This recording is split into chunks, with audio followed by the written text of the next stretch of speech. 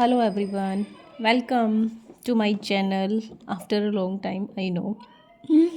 Okay, we have started the chapter Cell, the unit of life from class 11, and we have done the introduction part about this cell.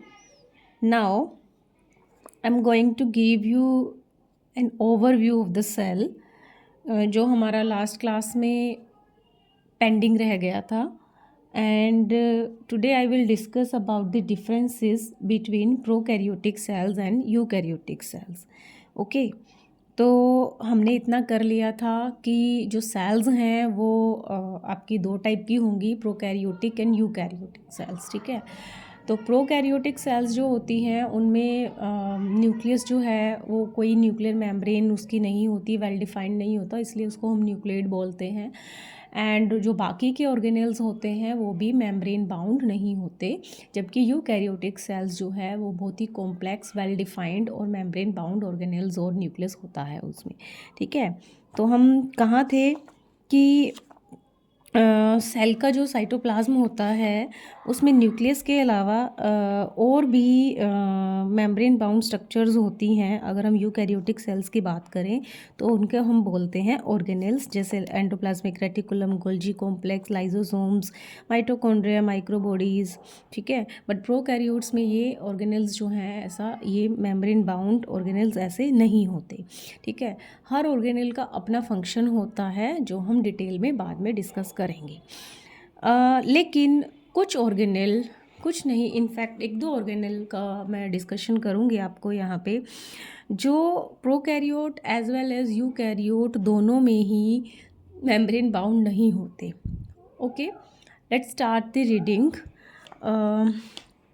हम यहाँ पर थे that ribosomes are non membrane bound organelles found in all cells, both eukaryotic as well as prokaryotic cells. चाहे बेटा prokaryotic cells हो या eukaryotic cells हो, उनमें ribosomes is the only organelle जो मेम्ब्रेन बाउंड नहीं होता। वैसे तो यूकैरियोटिक सेल्स में सभी ऑर्गेनेल्स जो होते हैं वो अपनी मेम्ब्रेन बाउंड होते हैं, एक पर्टिकुलर मेम्ब्रेन होती है सबकी अपनी इंडिविजुअल, लेकिन राइबोसोम्स दोनों में ही, प्रोकैरियोट्स में तो ऑब्वियसली वो वहाँ तो कोई भी ऑर्गेनेल की मेम्ब्रेन नहीं होती, तो ये राइबोसोम्स ऐसे हैं जो यूकैरियोट्स में भी वो नॉन मेम्ब्रेन बाउंड ऑर्गेनेल हैं। Within this cell, ribosomes are found not only in cytoplasm but also within the two organelles like chloroplast in plants and mitochondria and on rough endoplasmic reticulum. Okay, ribosomes जैसे हम सभी organelles की बात कर रहे हैं कि वो कहाँ होते हैं, साइटोप्लाज्म में होते हैं। राइबोसोम्स वो ऑर्गेनेल हैं वो साइटोप्लाज्म में भी प्रेजेंट होते हैं। उसके अलावा साइटोप्लाज्म में प्रेजेंट होने के साथ साथ वो प्लांट सेल्स के क्लोरोप्लास्ट में होते हैं, माइटोकॉन्ड्रिया में होते हैं, और आगे आप एंडोप्लाज्मिक रेटिकुलम को डिटेल में पढ़ोगे। ये दो तरह का होता है, smooth and rough endoplasmic reticulum को रफ इसीलिए बोलते हैं क्योंकि उसके सरफेस पे राइबोसोम्स अटैच होते हैं, ठीक है। तो राइबोसोम्स इज़ द ऑर्गेनेल जो मेम्ब्रेन बाउंड नहीं है, चाहे वो प्रोकैरियोटिक सेल्स हो या यूकैरियोटिक सेल्स हो। प्लस ये सिर्फ साइटोप्लाज्म में ही प्रेजेंट नहीं होते राइबोसोम्स, वो कुछ ऑर्गेनेल्स में भी प्रेजेंट होते हैं, जैसे प्लांट्स में क्लोरोप्लास्ट में और माइटोकॉन्ड्रिया में, ठीक है, और रफ एंडोप्लाज्मिक रेटिकुलम पर। उसके अलावा अगर मैं यूकैरियोट्स में ही प्लांट सेल और एनिमल सेल के डिफरेंस की बात करूं तो एनिमल सेल्स में एक और ऑर्गेनेल होता है जो नॉन मेम्ब्रेन बाउंड होता है, जिसको हम बोलते हैं सेंट्रियोल, और इसकी डिटेल हम आगे पढ़ेंगे। इस सेंट्रियोल का रोल होता है सेल डिवीज़न में। जैसे मैंने माइटोसिस आपको कराई थी, सेंट्रियोल से रेज निकलती हैं, ठीक है, जो क्रोमोसोम्स से बाइंड होती है उसके सेंट्रोमियर से, राइट। तो सेंट्रियोल्स जो हैं एनिमल सेल्स में ही होते हैं, प्लांट सेल्स में नहीं होते, और वो भी नॉन मेम्ब्रेन बाउंड होते हैं। अब हम अगर हम सेल के साइज़ की बात करते हैं तो animal cells differ greatly in size, shape, activities. बहुत तरह तरह की सेल्स होती हैं। सेल्स जो हैं वो सबका सेम साइज़ नहीं होता, वो वैरी करती हैं। शेप भी अलग होती है, कोई बाइकनकेव होती है, कोई ओवल होती है, कोई इलोंगेटेड होती है। और एक्टिविटी सबका अपना फंक्शन और जो भी ओवरऑल कैटाबॉलिज्म मेटाबॉलिज्म सेल का है वो डिफ़र करता है। फॉर एग्जांपल माइकोप्लाज्मास, ये वन मार्क में आ सकता है, नीट में CUET में। माइकोप्लाज्मा गैलीसेप्टिकम जिसका पूरा नाम है, ये स्मॉलेस्ट सेल है, सबसे छोटे सेल्स हैं और जिनका साइज़ है 0.3 माइक्रोमीटर इन लेंथ, बिल्कुल स्मॉलेस्ट है इसका साइज़, ठीक है। और जो बैक्टीरिया है, अगर मैं बैक्टीरिया की बात करूं, बैक्टीरिया वो 3 to 5 माइक्रोमीटर है। मतलब बैक्टीरिया से भी छोटी सेल्स क्या होगी, दैट इज़ माइक्रोप्लाज्मा गैलीसेप्टिकम। अच्छा, क्या कभी आपने सोचा है कि इतनी छोटी सेल्स क्या सरवाइव करती होगी जो बैक्टीरिया से भी छोटी है? और हाउ ये पॉसिबल कैसे है? देखो, किसी भी सेल को सेल होने के लिए कुछ बेसिक नीड्स की ज़रूरत होती है, ठीक है। सो जो जैसे ये माइकोप्लाज्मा गैलीसेप्टिकम है 0.3 माइक्रोमीटर, जो बैक्टीरिया से भी छोटी है, इसमें वो सारे essential elements, essential components are there जो उसके सर्वाइव करने के लिए ज़रूरी है। That's why that cell is there. Okay, अब बड़ी सेल की अगर हम बात करें, द लार्जेस्ट आइसोलेटेड, सबसे बड़ी सेल की बात करें, that is the egg of ostrich. Ostrich का egg is the largest isolated single cell, ठीक है। ऑस्ट्रिच का एग सबसे बड़ी सेल है। अगर हम हम यूनिसेलुलर बातें कर रहे थे ना, अगर हम मल्टी सेलुलर ऑर्गेनिज्म की बात करें, ठीक है, मल्टी सेलुलर ऑर्गेनिज्म जैसे ह्यूमन में बात करें, हम ह्यूमन में रेड ब्लड सेल्स हैं, RBCs हैं जो आपकी, दे आर 7.0 और थोड़ा बहुत 7.0 micrometre in diameter. This is the ये जो आपको फिगर दिखाई गई है ये RBCs की है और इनकी शेप राउंड एंड बाइकनकेव हो सकती है। अरे देखो, शेप भी वेरी करती है सेल टू सेल, ठीक है। उसके अलावा अगर हम वाइट ब्लड सेल्स की बात करें, ये अमीबा की शेप की होती है, ठीक है, थोड़ी बहुत अपनी शेप चेंज करती हैं। उसी तरह जो हमारे स्किन की एपिथेलियल लेयर है, एपिथेलियल सेल्स, वो कॉलमनर शेप होती हैं, ठीक है। आपकी जो नर्व सेल्स हैं वो ब्रांच्ड होती हैं, जैसे ट्री की ब्रांचेस होती हैं उस तरह से इलोंगेटेड और ब्रांच्ड होती है, ठीक है। ट्रैकिड्स जो हायर प्लांट्स में वाटर ट्रांसपोर्ट के लिए ज़रूरी होते हैं, ठीक है, वो इलोंगेटेड होते हैं कुछ इस तरह से ट्रैकिड्स। और प्लांट्स में ही मेसोफिल सेल्स, ठीक है, जो क्लोरोप्लास्ट वगैरह के स्टोर के लिए होती हैं, ये राउंड और ओवल होती है। ये फिगर आपको ये दिखाना चाहती है कि सेल्स जो हैं वो अलग अलग तरह की सेल्स, उनके फंक्शन पे डिपेंड करता है, उनकी लोकेशन पे डिपेंड करता है और उनकी साइज़ और शेप वेरी करती है। Okay, nerve cells are some of the longest cells. Nerve cells क्योंकि ब्रांच्ड होती हैं तो लॉन्ग होती हैं। Cells also vary greatly in their shape, जैसे मैंने अभी आपसे डिस्कस किया। They may be disc like, they may be polygonal, columnar, cuboid, thread like और इवन इरेगुलर, लाइक अमीबा की तरह, जैसे वाइट ब्लड सेल्स की मैं बात कर रही थी। The shape of cell may vary with the function they perform. Obviously जो सेल है उसका जो फंक्शन है वो डिसाइड करता है कि सेल की क्या शेप होगी। ओके, फॉर एग्जांपल जैसे नर्व सेल्स है, नर्व सेल का फंक्शन होता है सिग्नल पहुंचाना नर्व न्यूरॉन के थ्रू, ठीक है। तो न्यूरॉन जो है वो इलोंगेटेड होती हैं, ब्रांच्ड होती हैं, वो सिग्नल्स जो हैं वो ब्रेन से बॉडी के डिफरेंट पार्ट में पहुंचाते हैं। Okay, now I am going to discuss prokaryotic cell, then उसके बाद प्रोकैरियोट और यूकैरियोट में हम थोड़ा सा कुछ डिफरेंसेस डिस्कस करेंगे। ओके, प्रोकैरियोटिक सेल्स, जैसे मैंने आपको बताया, प्रोकैरियोटिक सेल्स जो होती हैं बहुत ही सिंपल सेल्स होती हैं, यूनिसेलुलर होती हैं, स्मॉल होती हैं।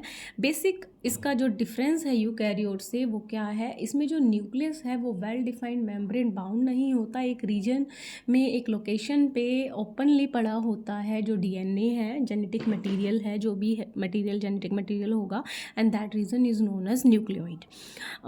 According to your book the prokaryotic cells are represent, अब कौन कौन इसकी कैटेगरी में आते हैं प्रोकैरियोटिक सेल्स में, बैक्टीरियाज, ब्लू ग्रीन एल्गीज जिनको आप सियानोबैक्टीरिया भी बोलते हैं, माइकोप्लाज्मा स्मॉलेस्ट सेल जिसको हमने अभी डिस्कस किया, mycoplasma gallisepticum, PPLO pleuropneumonia like organisms, ठीक है।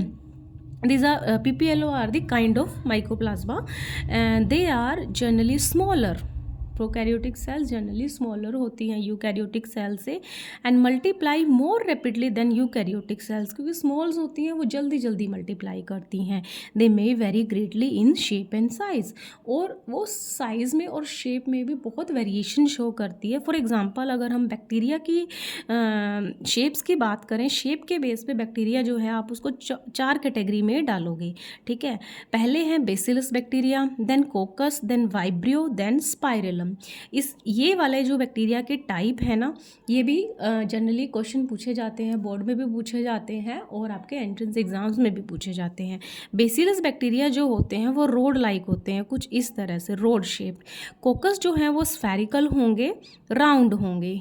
वाइब्रियो कोमा शेप होंगे लाइक दिस, एंड स्पाइरलम जो है वो स्पाइरल होंगे, ठीक है। वो उनकी शेप के अकॉर्डिंग बैक्टीरिया को हमने क्लासीफाई कर दिया। One is bacillus that is road like, कोकस spherical round one, vibro coma shape, and spirillum spiral, okay.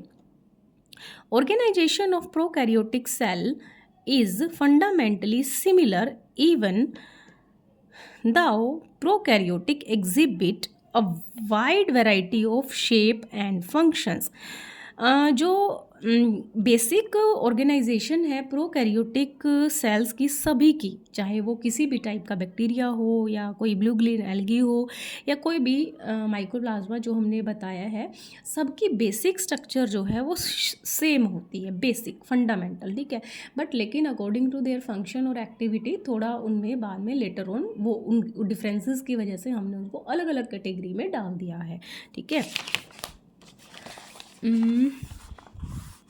All prokaryotic cells or all prokaryotes have a cell wall surrounding the cell membrane, okay, ठीक है। अब अगर हम plant cell की बात करें, वो eukaryotic cells हैं। प्लांट सेल्स में सेल और सेल के चारों ओर जो बाउंड्री होती है उसको आप सेल मेम्ब्रेन बोलोगे। सेल मेम्ब्रेन के बाहर की बाउंड्री सेल वॉल होती है, वो प्लांट सेल्स में होती है, एनिमल में नहीं होती, यूकैरियोट्स में। बट प्रोकैरियोट्स जो होते हैं उनमें जो सेल मेम्ब्रेन है और प्लाज्मा मेम्ब्रेन है, उन के बाहर एक और मेम्ब्रेन होती है जिसको आप बोलोगे सेल वॉल, ओके। ये जो है cell wall, the fluid matrix filling the cell is cytoplasm. Obviously जो अंदर फ्लूइड है उसको हम साइटोप्लाज्म बोलते हैं। There is no well defined nucleus, okay.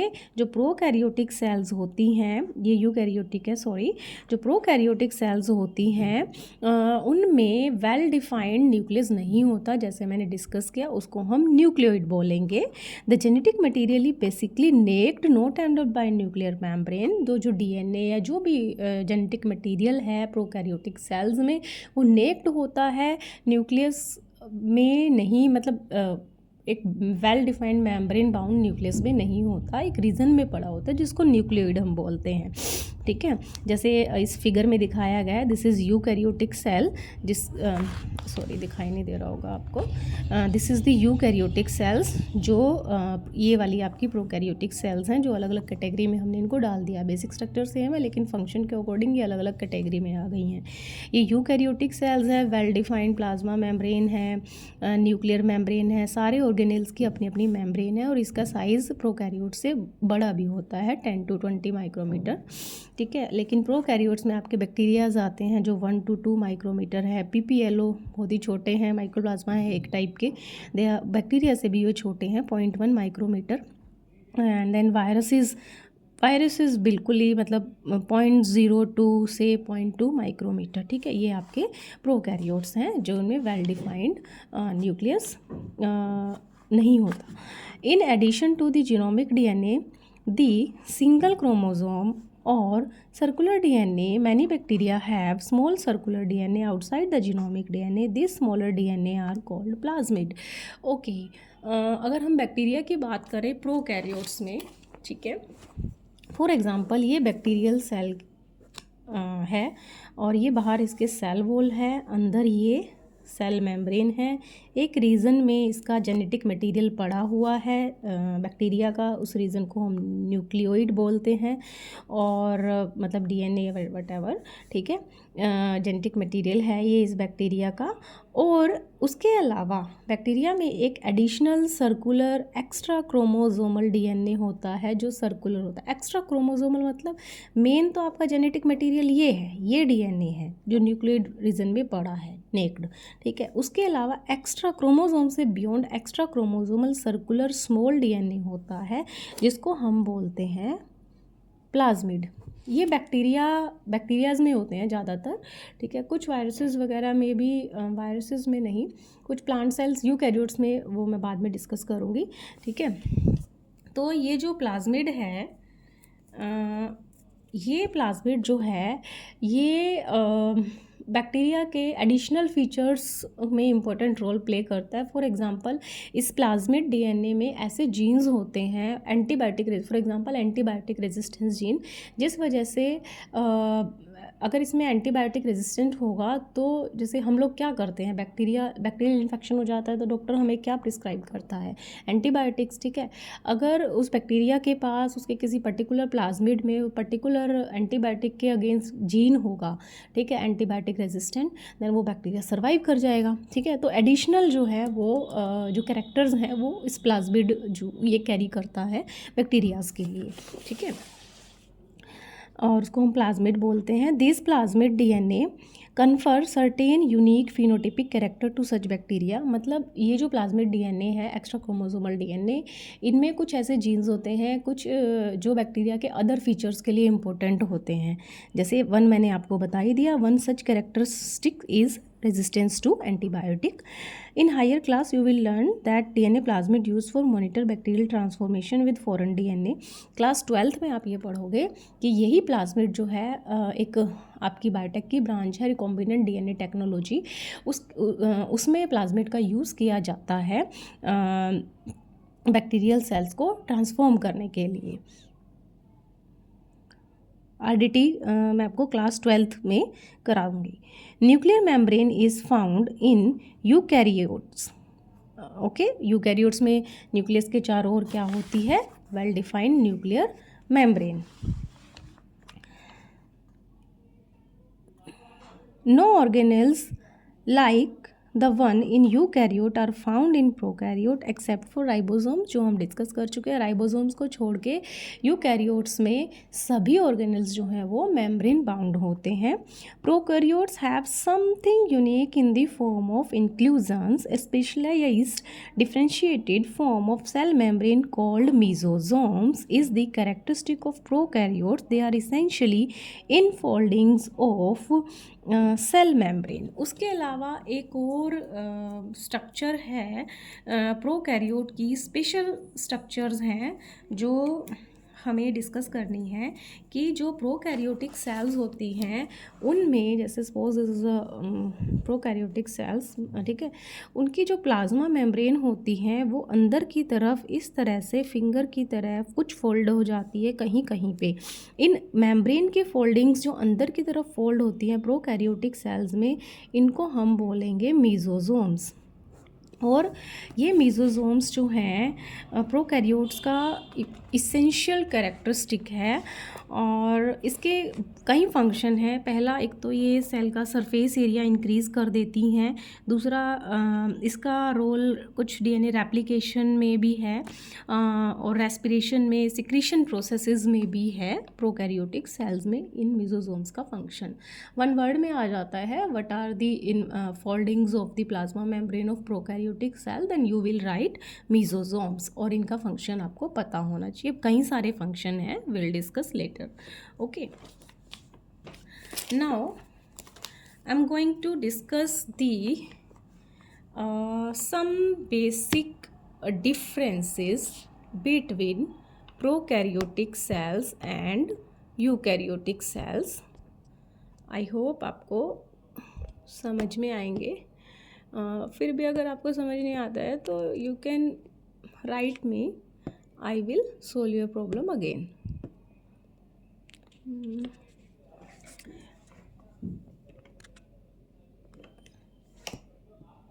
मेरा कैमरा सेट नहीं हो रहा है, you have to wait for a second.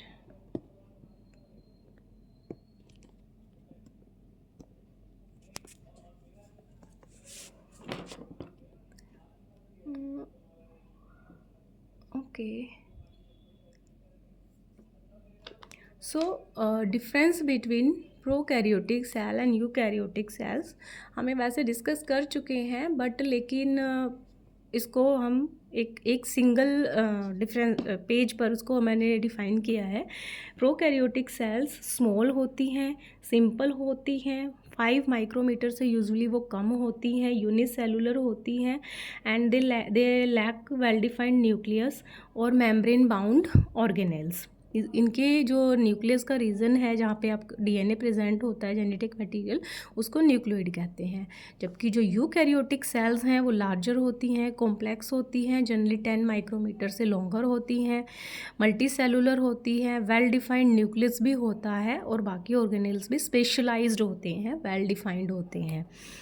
ठीक है. और जनरली जो प्रोकैरियोटिक सेल्स हैं उनमें रिप्रोडक्शन का मोड है वो एसेक्सुअल होता है, एंड यूकैरियोट्स में सेक्सुअल एंड एसेक्सुअल बहुत होता है, but major is sexual reproduction.